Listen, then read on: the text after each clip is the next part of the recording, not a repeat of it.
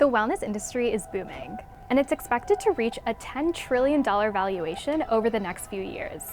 Luxury gym memberships are all the rage right now. High-end fitness chain Equinox currently boasts a waiting list of more than 1,000 people for its ultra-premium $40,000 a year membership.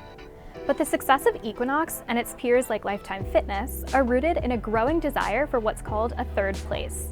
Think about the places you spend time at outside of your home and your job. For example, Starbucks' early success was actually largely built on this premise. The term third space was first coined by sociologist Ray Oldenburg about 40 years ago. But the definition of third spaces is quickly evolving.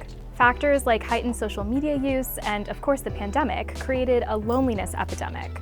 So over the past few years, as life returned to normal and we reassess our screen time, there's been a more deliberate focus on finding community.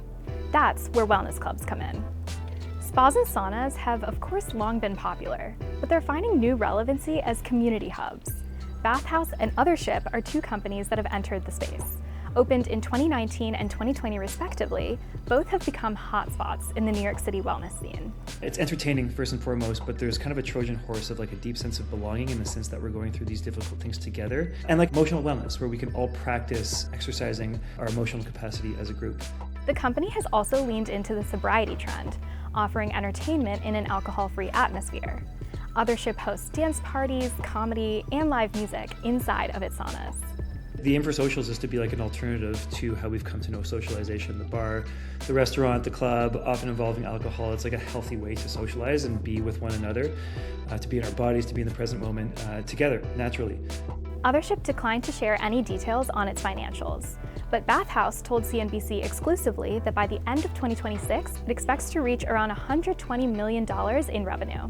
Community is kind of this thing that happens. It's not something that we try and preach. It's not something that we're self-righteous about or that we try and design, really force on our customers. It's just kind of this thing that happens and is kind of a beautiful side effect of the experience of going to Bathhouse. Another company I spoke with is Glow 30. It's a skincare membership club with locations all across the country.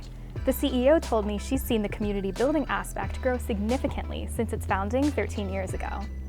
We recognize that that need has increased tenfold, and it can happen in spaces that you didn't traditionally think. We recognize it's not just the third space of a club, but what does your club offer the customer, and how can the customer then relate to each other based on your offering?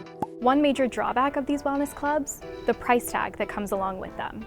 Many, regardless of whether the focus is on fitness, skincare, or saunas, will run consumers hundreds, if not thousands of dollars per year. These companies are largely privately held, so we don't know a lot about their financials. However, Lifetime Fitness, which is publicly traded, began doubling down on premium wellness a few years ago. And initially, investors were unhappy seeing it spend so much money on the initiative. But now, it's paying off. Its stock price has more than doubled since October 2023. And although these types of clubs can be cost prohibitive for many, the past few years have shown us that those who can afford it are often willing to spend.